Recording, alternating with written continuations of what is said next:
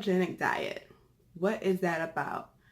Um, so there's like a few different forms of keto that I've learned about.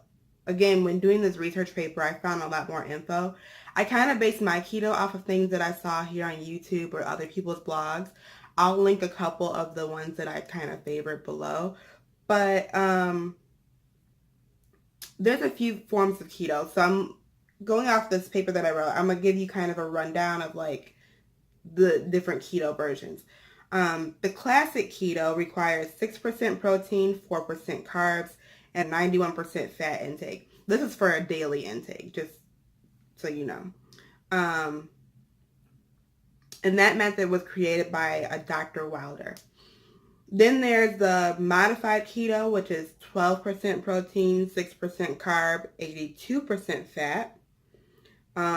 That's closer to what I actually do, I want to say. Yeah, that's closer to what I do. Another method that's a little easier to maintain, and a lot of this too is like you can ease into it, so you can modify your percentages until you get to like the level of keto that you want to do. But the NCT keto is 10% protein, 17% carb, and 73% fat. That one's like a beginner one. I would say that would ease you into a classic or ease you into, the modified.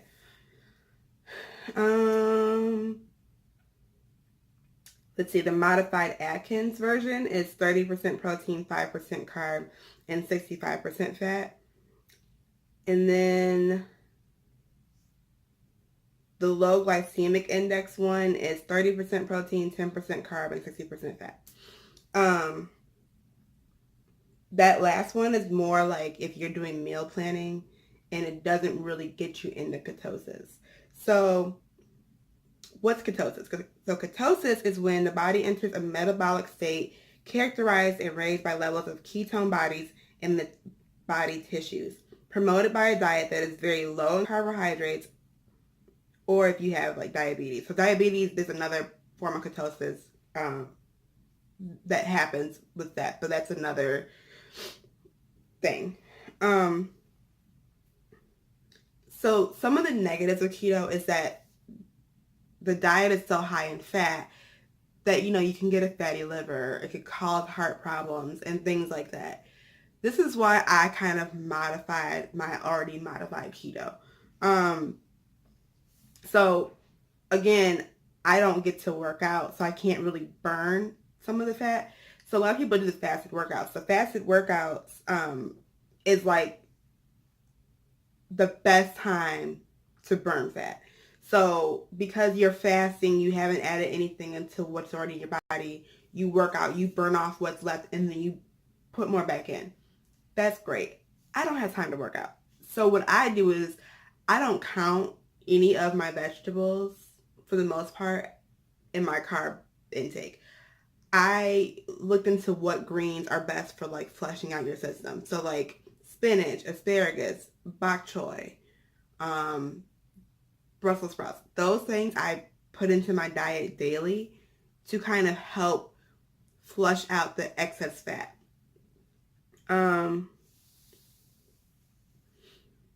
So that's something that got me into it. Another thing is you have to kind of measure your ketosis.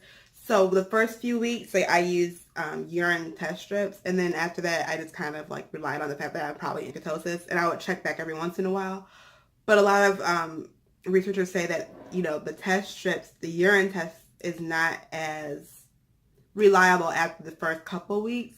So some people have invested. This is something I'm not going to do, but some have invested in a blood reader, so you can like do a blood test, like prick your finger and use the reader, or it's like a breath version, but I'm not investing in that, so I just go off of results. So it takes about 2 to 4 days, depending on your body, to kind of deplete all the stuff that it needs, like to get into ketosis. So to get rid of all like the sugars in your system and all the glucose, like all of that to come out and deplete, takes 2 to 4 days. So a lot of people also um experience these side effects. There's like the keto breath and the keto flu, and there's something else. But I didn't experience that because I was already intermittent fasting, and that kind of cut out the side effects, um, which for me I was grateful for. But I did experience the fatigue. Like the first 2 weeks, you are tired. You are very fatigued. But it was okay. Like it wasn't unbearable. I didn't notice the difference. But then after that 2 weeks, and I think I have things longer because my life is naturally tiring. 2 to 3 weeks, I kind of perked back up and I felt great. And then I felt motivated because I saw the difference. Like just the first 2 weeks and I de-bloated was awesome. Also, I think that I had a high fat buildup because I had this day that my body decided to get rid of everything. So I looked it up and it was like, sometimes when you have excess fat that your body can't process, it'll just flush itself out. I had one of those days. So I'm kind of just sharing that because you might experience that and it's like, what's going on? But it's actually kind of good. Like your body will get out what it needs to get out in whatever means necessary. Put it that way. So keto was great for me in that sense. But again, I altered it to work for me, and doing it along with the intermittent fasting really worked out for me.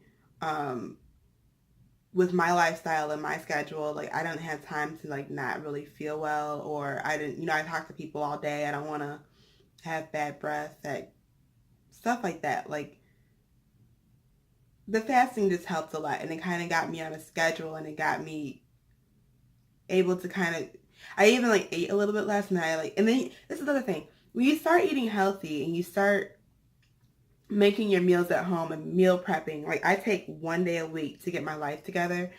And so it's like Sundays after church on the weeks that I can make it and then I'm not working. It is like I take an hour or two, prep my meals for the whole week. And even like if I can't get the whole week, then I do it the half a week, and then I have things set up to where I can like cook in the middle of the week for the rest of the week. But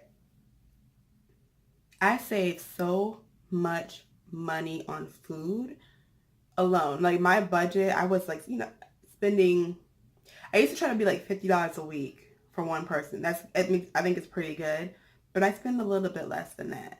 And I'll go to Costco and get like chicken that'll last me like a month or stuff like that. You just learned just ways to save money, but like just buying stuff, and you do kind of eat some of the same things all the time. Like my stir fry, I eat every morning, but I haven't gotten tired of it. But then like my dinners, I change up. I've made like a taco soup with the fathead rolls, or pizza with the fathead bread, or just like different things. And like butternut squash with Alfredo sauce, because you can have Alfredo sauce. Like the keto works well for me. Like the way I can eat is different, and it's like I'm not cutting out the things that I like, but cutting out sugars and stuff. You just find your adjustment. I learned how to drink, or what I can drink at Starbucks